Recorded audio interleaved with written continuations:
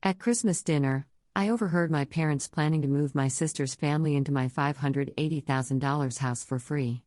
I smiled and stayed quiet. I let them pack and brag, then I sold it and vanished. 79 missed calls. The wine glass felt cold against my fingers as I stood in the hallway outside my parents' dining room. Christmas music drifted from the living room speakers, some jazzy rendition of Silent Night that my mother probably thought was sophisticated. I'd stepped away to take a work call, but my phone had gone to voicemail before I could answer. Just as I turned to rejoin dinner, I heard my father's voice cutting through the holiday cheer. The timing couldn't be better. She's barely there anyway, always traveling for that job of hers. Dad sounded almost gleeful. Charlotte and Eric need the space now that the kids are getting older. That house has 4 bedrooms just sitting empty. My hand froze on the doorframe. They were talking about my house. The one I'd saved for 8 years to buy. The one I'd closed on just 4 months ago. Helen, are you sure she won't mind? That was Eric, my brother-in-law. His voice carried that careful tone he used when he wanted something but didn't want to seem too eager. Mind? My mother laughed, sharp and dismissive. Sweetheart, she practically lives in hotels. Besides, family helps family. She's been selfish long enough, living alone in all that space while you 3 are crammed into that townhouse. I pressed myself against the wall, barely breathing. Through the crack in the door, I could see them gathered around the table. Charlotte, my older sister, sat with her hands folded, a small smile playing at her lips. She wasn't objecting. She wasn't defending me. She was nodding along like this was the most reasonable thing in the world. When should we tell her? Eric asked. Why tell her at all? Dad's laugh made my stomach turn. We'll just handle it. I still have the spare key she gave us for emergencies. By the time she's back from her next trip, you'll already be moved in. What's she going to do, kick out her own family? Charlotte finally spoke up. The kids would love having their own rooms. Sophie's been begging for more space, and Dylan needs somewhere to put all his sports equipment. It really is too much house for one person. Exactly. Mom's voice dripped with satisfaction. She'll understand eventually. Maybe this will teach her that career isn't everything. If she'd settled down like you did, Charlotte, she'd have a family to fill that house with. Instead, she chose to be alone. I stood there in the hallway, my heart hammering so hard I thought they might hear it. The edges of my vision went fuzzy. 8 years of 60-hour work weeks. 8 years of skipping vacations and eating ramen for lunch. 8 years of watching that down payment account grow dollar by painful dollar. I'd bought that house in September. I'd chosen every paint color, every light fixture. I'd planted bulbs in the garden that would bloom in spring. The hallway mirror showed my reflection, still dressed in the emerald sweater Charlotte had said was trying too hard when I arrived. My eyes looked hollow. I could walk in there right now. I could scream at them, call them out for their betrayal, demand they respect the boundaries of my property and my life. Instead, I made a different choice. I walked back into that dining room with a smile plastered across my face. My mother glanced up from her prime rib, startled by my sudden reappearance. For just a second, guilt flickered across her features. But then her expression hardened into that familiar look of maternal authority mixed with disappointment. Everything all right with work? She asked, as if she hadn't just been plotting to give away my house. Perfect, I said, sliding back into my chair. Just sorting out some year-end details. The rest of dinner passed in a blur of forced conversation. Charlotte talked about Sophie's ballet recital and Dylan's basketball team. Eric mentioned a possible promotion. My parents asked polite questions about my job that they'd never truly cared about. I smiled and nodded and complimented my mother's cooking. Inside, my mind was already racing through logistics and timelines.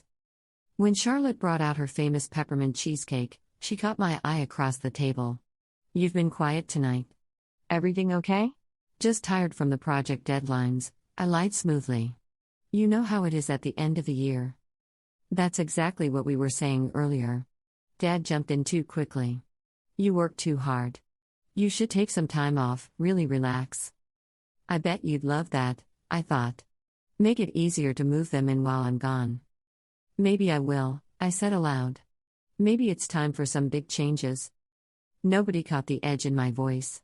They were too busy planning my dispossession to notice I was planning something too. I left that night with hugs and promises to see them for New Year's Eve. In my car, I sat gripping the steering wheel so hard my knuckles went white. The dashboard clock read 9:47 p.m. I had saved every text, every email, every piece of documentation about my house purchase. The title was in my name alone. No co-signers, no joint ownership. They had no legal claim whatsoever. The next morning, I called Richard Chen, a real estate attorney I'd met through work connections. His office was closed for the holidays, but he answered his cell on the third ring. "I need to sell my house," I said without preamble. "Fast. And I need it to be airtight." Richard had handled enough family disputes to know not to ask too many questions right away. "How fast are we talking?" "Before New Year's if possible." He whistled low. "That's ambitious during the holidays. What's driving the urgency?" I gave him the brief version. When I finished, he was quiet for a long moment. "I have a client who's been looking in your neighborhood," he finally said. "Cash buyer, needs to close quickly for a job relocation. If your place matches what they want, we could potentially move very fast. But you need to be absolutely certain about this." I've never been more certain of anything in my life. By December 27th, I had an offer. The buyers, a couple relocating from California for work, fell in love with the house during their walkthrough. They offered $565,000 cash, willing to close before the new year to take advantage of tax implications. I countered at $570,000. They accepted within 2 hours. Richard worked miracles. He called in favors, expedited paperwork, coordinated with title companies working skeleton crews during the holiday week. The buyers were motivated and flexible. We set the closing for December 30th at 10 a.m. I told no one. Not Jennifer from work who'd been asking about my holiday plans. Not my Aunt Paula who'd always been kinder than my parents. Certainly not my family. I went through the motions of daily life while internally orchestrating my exit. I boxed up my belongings in careful stages, telling my neighbors I was doing post-holiday decluttering. Everything I truly cared about fit into a storage unit and my car. The furniture could stay as part of the sale. The buyers loved the staging. My phone buzzed constantly with family texts. Mom asking about New Year's plans. Charlotte sending photos of the kids. Dad forwarding articles about local restaurants I should try. Each message felt like sandpaper against an open wound. I responded with emojis and brief pleasantries, giving them nothing to suspect. On December 29th, the day before closing, my mother called. "Honey, we need that spare key back," she said. "Your father lost his and we want to have one for emergencies." The audacity nearly made me laugh. "Sure, Mom. I can drop it off after New Year's. Actually, could you leave it under the mat? We might need it before then. You know how your father worries." They were planning to move Charlotte in during New Year's Eve, I realized. While I was supposed to be at their party, distracted and tipsy on champagne, they'd be loading boxes into my house. "Of course," I said sweetly. "I'll take care of it." I left nothing under that mat. The closing took 47 minutes. I signed paper after paper, my hands steady despite the surreal nature of watching my house transfer to strangers. The buyers were lovely people, a doctor and an engineer with a golden retriever they'd already named Winston. They promised to take care of the garden. When the final signature dried, Richard handed me a cashier's check that represented every dollar I'd put into that house, plus the appreciation from a hot market. "You're absolutely sure about this?" he asked one final time. "Completely." I handed over the keys to the new owners and walked out of that title office a free woman. My phone showed 11 missed calls from my mother. I silenced it and drove straight to the storage unit where my belongings waited. Everything I owned fit into a 10 by 10 space. Somehow, that felt liberating rather than sad. Jennifer had mentioned her cousin was renting out a furnished condo in the city, month-to-month lease, no questions asked. I'd signed the paperwork 2 days earlier. By 2 p.m. on December 30th, I was unloading boxes in my temporary new home, 30 miles from my parents' house. Far enough to breathe. Close enough to still get to work. My phone wouldn't stop buzzing. I turned it face down on the kitchen counter and focused on unpacking. One box held the photo albums I'd grabbed from my old house, Images of holidays past when I'd still believed my family saw me as more than a convenient resource. There was Charlotte and me as kids, gap-toothed and sunburned from a beach vacation. Our parents looking younger, happier. Had they always been this way, or had I just never been inconvenient enough to notice? At 6 p.m., the buzzing reached a fever pitch. I finally flipped the phone over. 79 missed calls. Dozens of texts. 3 voicemails. I made myself a cup of tea and sat down to read through them. The first texts from Mom were casual. Heading over to your place to check on something. Then 15 minutes later, your key isn't under the mat? An hour after that, why is there a lockbox on your door? Charlotte's messages grew increasingly frantic. Mom says there are new people at your house? Call me right now. Then, this isn't funny. Where are you? What did you do? Dad's texts were angry from the start. You sold the house? Without discussing it with family? This is unacceptable. Call me immediately. The voicemails were worse. My mother's voice shook with barely contained rage. I don't know what you think you're doing, young lady, but this is beyond disrespectful. We are your family. You owe us an explanation. Charlotte is in tears. Eric had already arranged for movers.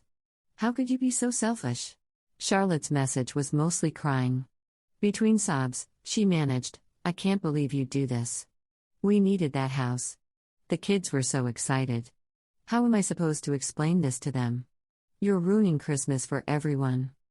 Eric's voicemail was the only one that revealed the truth behind their anger. Look, I don't know what kind of game you're playing, but this affects real people. We'd already given notice on our townhouse.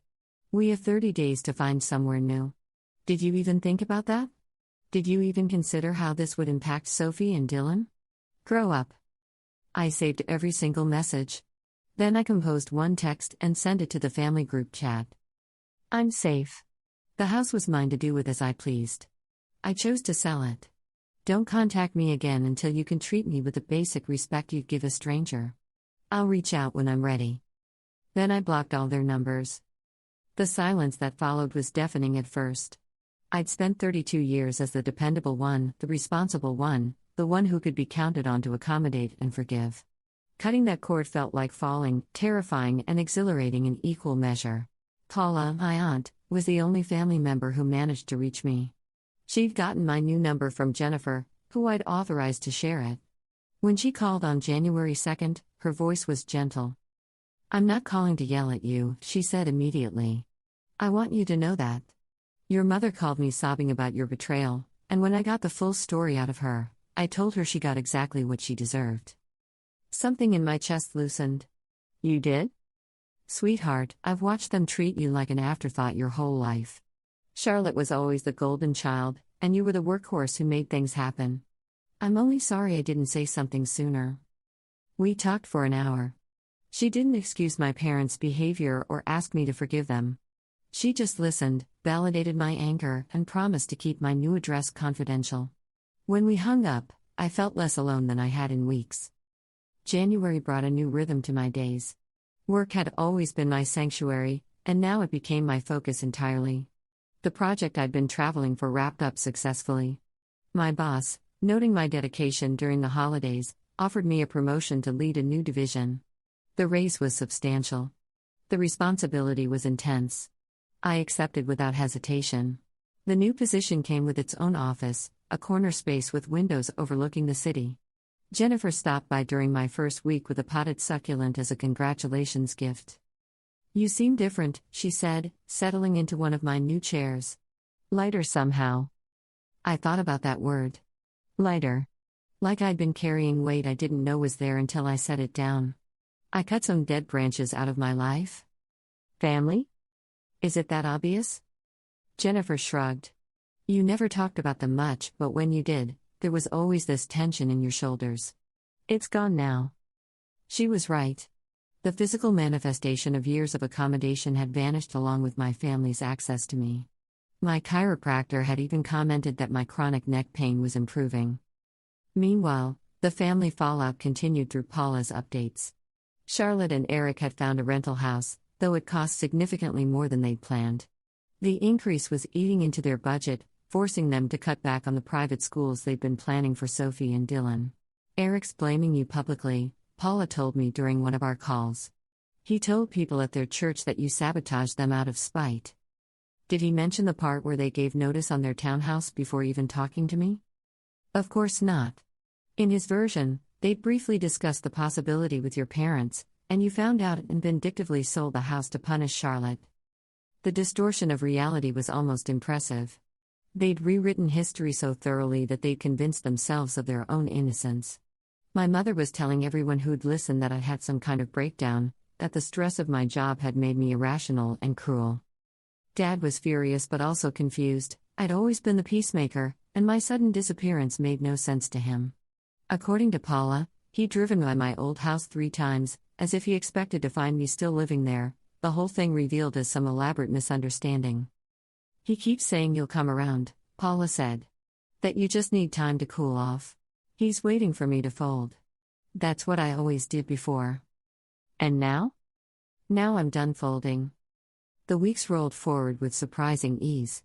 I started therapy, something I'd always meant to do but never prioritized. Dr. Morrison was a woman in her 60s with kind eyes and zero tolerance for self-deception. "Tell me about your family," she'd said in our first session. I'd given her the clinical version, facts without feeling. She'd listen quietly, taking occasional notes, her expression neutral. "And how did that make you feel?" she'd ask when I finished. The question had irritated me. It seemed so obvious. Angry. Betrayed. Disposable. Those are all valid feelings. But I'm curious about something else. When did you first learn that your needs came second? That question had cracked something open. We'd spent the next 6 weeks excavating my childhood, looking at patterns I'd never questioned. The way Charlotte's dance recitals always took precedence over my science fairs. How my parents had raided my college fund to pay for Charlotte's wedding. The subtle and not-so-subtle messages that my achievements mattered less because I hadn't chosen the right path of early marriage and children. "You were the investment child," Dr. Morrison explained. "The one they expected to succeed so you could support the family system. Charlotte was the emotional center, the one they protected and coddled. You were the workhorse." Hearing it stated so plainly had hurt worse than the original betrayal. February brought Valentine's Day and another wave of texts from unblocked numbers. Charlotte had created a new account to bypass my blocks, but this time her approach was different. No apologies, no acknowledgement of wrongdoing. Just manipulation dressed up as concern. "The kids miss their aunt. Whatever problems we have, they don't deserve to be cut off from you. Sophie cried at her ballet recital because you weren't there." I read the message to Dr. Morrison during our next session. "What's your instinct telling you?" she asked. "That it's bait. That she's using the kids as leverage because she knows I love them." "And do you love them?" I had to think about that. I love the idea of them. But honestly, I barely knew them. I was always working, and when I did see them, Charlotte controlled every interaction. I was the aunt who showed up with gifts and left. I never got to just be with them. So her accusation that you're cutting them off is accusing me of something that was already true. I was never really part of their lives in a meaningful way. I was just another resource to be tapped when convenient. The guilt was designed to burrow under my skin. For a moment, I almost responded. Then I remembered Eric's voicemail, the casual way he'd mentioned giving notice on their townhouse before even confirming I'd agree to their scheme. They'd been so certain of my compliance that they'd made irreversible plans. My niece and nephew were collateral damage of their parents' presumption, not my boundary setting. I blocked the new number too. Work became more than a distraction, it became my proving ground. The new division I was leading focused on expanding our services to the West Coast. It required travel, long hours, and complete dedication. I threw myself into it with an intensity that surprised even me. The San Diego account was my first major solo pitch. I spent 2 weeks preparing, researching their company culture, understanding their pain points, crafting a presentation that spoke directly to their needs. The day of the pitch, I walked into that conference room with a confidence I'd never felt before. "You're different from your predecessor," the CEO had noted after I'd finished. "More hungry." "I have something to prove," I'd said honestly. "To us?" To myself. We'd won the account. Then the Sacramento contract. Then the Portland expansion. By March, we'd secured 2 major contracts. By April, the division was exceeding projections by 30%. The success was intoxicating, proof that I was capable of extraordinary things when I stopped making myself small. They genuinely don't understand what they did wrong, Paula told me during one of our weekly coffee meetings. Your mother keeps saying she was just trying to help Charlotte, as if that's a complete defense. Did she mention the part where they planned to move my sister in without even telling me? I asked. She claims they were going to ease you into the idea. Your father keeps insisting you would have said yes eventually, so what's the harm in getting started? The harm, I wanted to scream, was in treating me like I didn't matter. Like my house was community property. Like my years of work and sacrifice were irrelevant compared to Charlotte's needs. But I didn't scream. I just sipped my latte and changed the subject. February brought Valentine's Day and another wave of texts from unblocked numbers. Charlotte had created a new account to bypass my blocks. The kids miss their aunt. Whatever problems we have, they don't deserve to be cut off from you. Sophie cried at her ballet recital because you weren't there. The guilt was designed to burrow under my skin. For a moment, I almost responded. Then I remembered Eric's voicemail, the casual way he'd mentioned giving notice on their townhouse before even confirming I'd agree to their scheme. They'd been so certain of my compliance that they'd made irreversible plans. My niece and nephew were collateral damage of their parents' presumption, not my boundary setting. I blocked the new number too. Work became more than a distraction, it became my proving ground. The new division I was leading focused on expanding our services to the West Coast. It required travel, long hours, and complete dedication. I threw myself into it with an intensity that surprised even me. By March, we'd secured 2 major contracts. By April, the division was exceeding projections. My boss, a sharp woman named Margaret who'd built her career on calculated risks, pulled me aside after a particularly successful pitch meeting. You've changed, she observed. You were always good, but now you're exceptional. What happened? I stopped making myself smaller to fit other people's expectations, I said. She studied me for a long moment, then smiled. Good. Don't ever go back. Paula called in May with news. Charlotte was pregnant again, surprise number 3. My mother was over the moon, already planning the baby shower. There was an unspoken invitation in Paula's tone, a gentle suggestion that maybe this could be the bridge back to family connection. How do you feel about that? She asked carefully. I feel nothing, I said, and realized it was true. The angry heat that had fueled me through the winter had cooled into simple indifference. They'd shown me who they were. I'd believed them.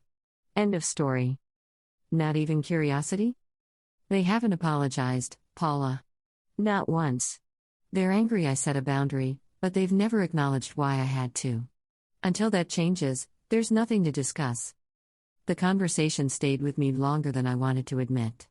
That night, I pulled out old photo albums I'd packed away, images of birthday parties and graduations. In every picture, there was a pattern I'd never noticed before.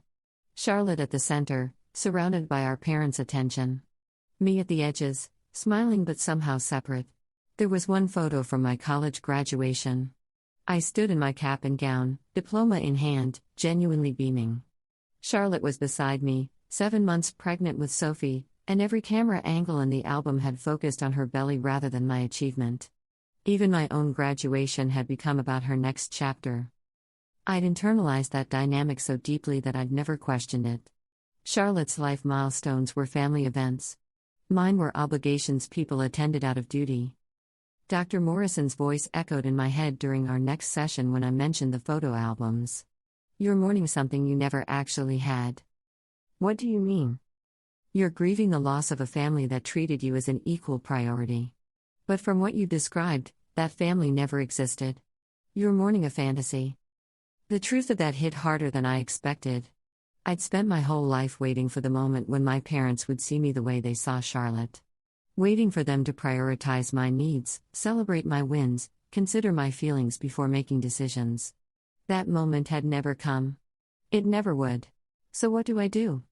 I'd asked. You accept reality and build something better. Summer arrived with its oppressive heat and new opportunities. The West Coast expansion was successful enough that Margaret suggested I relocate to our San Francisco office to oversee operations there directly.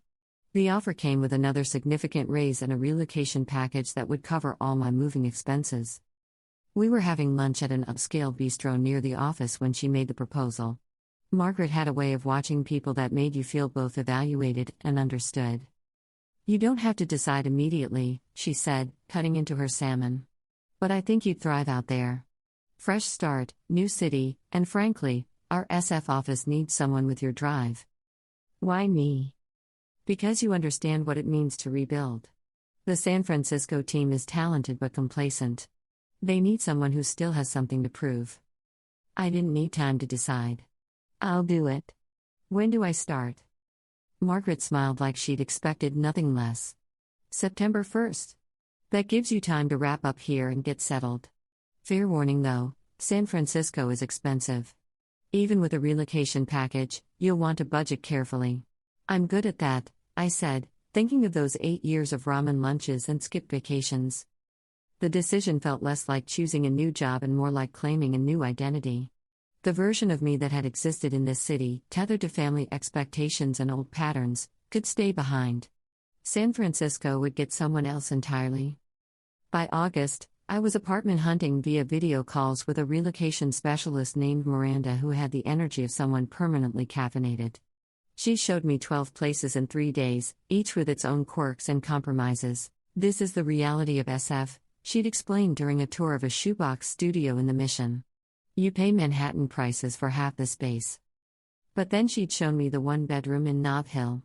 It was older, needed some cosmetic work, but the bay windows overlooking the water had stolen my breath even through the video screen. "It's above your budget," Miranda had warned. "But the landlord might negotiate if you can sign a 2-year lease." I'd signed that night.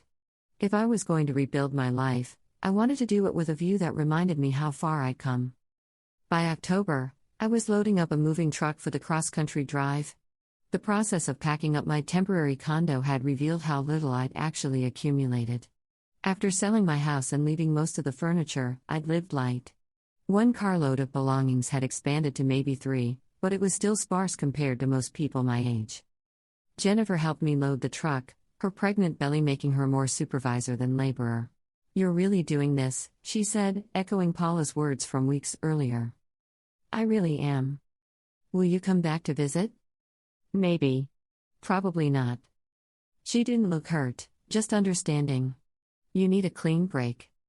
"I need to find out who I am when I'm not trying to fit into someone else's version of me." We'd hugged goodbye on the sidewalk, and I'd felt a pang of something like regret. Jennifer had been a good colleague, even a friend. But she was also part of the old world I was leaving behind. Staying in touch would mean maintaining threads back to a life I was trying to move beyond. "You don't have to decide immediately," she said. "But I think you'd thrive out there. Fresh start, new city, and frankly, our SF office needs someone with your drive." I didn't need time to decide. "I'll do it. When do I start?" By August, I was apartment hunting in San Francisco via video calls. By September, I'd signed a lease on a beautiful one-bedroom in Nob Hill with views of the bay. By October, I was loading up a moving truck for the cross-country drive. Paula was the only family member I told. We met for dinner the week before I left. "You're really doing this," she said, something like awe in her voice. "You're just walking away from everything." "I'm walking towards something better," I corrected. "There's a difference." "Have you thought about reaching out? Just to say goodbye?" I had thought about it. Late at night, when the loneliness crept in, I drafted texts I never sent. I'd imagined phone calls where they apologized and I forgave them and everything went back to normal. But those fantasies always ended the same way, with me making myself smaller again, accommodating their needs while mine went unmet. "They know how to find me if they want to apologize," I said. "My email hasn't changed. You have my number to share if they ask. The door isn't locked. They just have to be willing to knock properly this time." Paula squeezed my hand across the table. "You're braver than I ever was." "I'm just tired of being convenient." The drive to San Francisco took 5 days. I stayed in budget motels and ate gas station snacks and listened to audiobooks about women who'd reinvented themselves. Somewhere in Nevada, watching the sun set over desert mountains, I felt something shift. The weight I'd been carrying since that Christmas dinner finally lifted. San Francisco embraced me like a long-lost friend. The work was challenging but rewarding. My team was smart and motivated. The city itself felt alive with possibility. I joined a hiking group and discovered I loved climbing trails in the Marin Headlands. I took a ceramics class and learned my hands were good at shaping clay. I dated casually, nothing serious, just enjoying connection without the pressure of expectation. November came again. The anniversary of that Christmas dinner approached. I'd been gone almost a year, living a life my family knew nothing about. My mother's birthday passed without acknowledgement from me. Thanksgiving came and went. I volunteered at a soup kitchen and felt more fulfilled than I had at any family dinner. Paula called on December 15th with an update I didn't ask for. Your mother's been diagnosed with high blood pressure. The doctor says it's stress-related. She's been asking about you. Is she asking because she misses me, or because she wants me to feel guilty? The long pause told me everything. She wants you to come home for Christmas. No apology? She thinks you owe her one. I almost laughed. Then I guess we're at an impasse. She's your mother. She's also someone who tried to give away my house without asking. Those things can both be true, Paula. I love that you've stayed in touch with me, but I need you to stop being a go-between. If she wants to talk to me, she has my email. If she wants me in her life, she needs to acknowledge what she did wrong. Until then, there's nothing to discuss. Paula was quiet for so long I thought she'd hung up. Then, you're right. I'm sorry. I just miss having you around, and I guess I thought I could fix this. You can't fix people who don't think they're broken. Christmas in San Francisco is beautiful. My hiking group organized a day trip to Muir Woods. We walked among ancient redwoods, their branches disappearing into mist, and I felt peace settle into my bones. That evening, I video called with Paula, whose own kids had grown and scattered. We toasted each other with wine, two women who'd learned that family was something you could choose. My phone showed no missed calls from my parents. No texts from Charlotte. The silence was its own kind of gift. January brought a surprise. An email from my father appeared in my inbox, the subject line simply reading from Dad. My finger hovered over the delete button. Curiosity 1. I don't understand what happened, he'd written. Your mother and I have spent the past year trying to figure out where we went wrong. Charlotte says you overreacted. Helen thinks you're being dramatic. But I keep thinking about that dinner, about the plans we made without asking you. I think maybe I'm starting to see why you left. I'm not good at apologies. Never have been. But I'm sorry we treated your house like it was ours to distribute. I'm sorry we assumed you'd just go along with it. I'm sorry we didn't ask.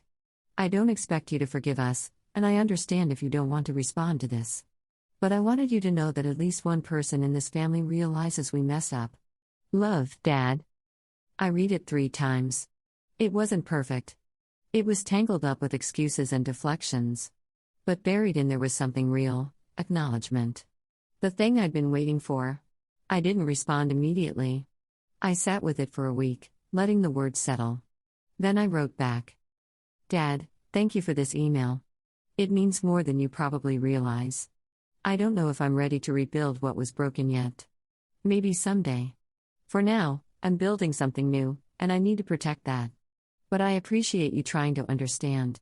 That's a start. Love always. It wasn't reconciliation. It wasn't forgiveness. It was just an open door, cracked the smallest amount, with the understanding that walking through it would require more than one apology email. Spring came to San Francisco with its explosion of wildflowers and perfect temperatures. Margaret promoted me again, this time to Vice President of West Coast Operations. Paula sent photos of Charlotte's new baby, a girl they'd named Emma. I felt only distant warmth, the kind you have for any baby, not the complicated knot of family obligation. My life was full without them. Rich with friends who'd chosen me, work that challenged me, hobbies that fulfilled me. Sometimes I wondered if they'd learned anything from my absence. Mostly, I didn't think about them at all. The house I'd sold, my beautiful 4-bedroom that they'd tried to claim, had become someone else's home now. The doctor and engineer had sent me a Christmas card the first year, thanking me for selling them such a wonderful space. Winston the golden retriever was thriving, they reported. They'd planted vegetables in the garden where my bulbs had bloomed. I was happy for them in a way I could never have been if Charlotte had moved in. At least the house had gone to people who appreciated it as their own. 2 years after that Christmas dinner, I stood on my apartment balcony watching fog roll over the bay. My phone buzzed with a text from an unknown number. Against my better judgment, I opened it. "This is Charlotte? I got your number from Aunt Paula. I won't bother you if you don't want me to. But I wanted to say I'm sorry. Really sorry. We were wrong. All of us. I don't expect anything from you. I just needed you to hear that from me. I hope you're happy wherever you are." I stared at those words for a long time. 2 years ago, this apology would have meant everything. Now, it was just words on a screen, too little and too late to change the trajectory I'd set for myself. But maybe that was okay. Maybe the point wasn't whether they eventually apologized. Maybe the point was that I'd learned I didn't need their approval to build a life worth living. I typed a simple response, "Thank you for saying that. I am happy. I hope you are too." Then I put my phone away and went back to watching the fog, content in the life I'd chosen, the family I'd created, the future I'd built from the ashes of their betrayal. They'd tried to take my house. Instead, they'd given me something better, the freedom to walk away from people who didn't value me. And I'd never looked back.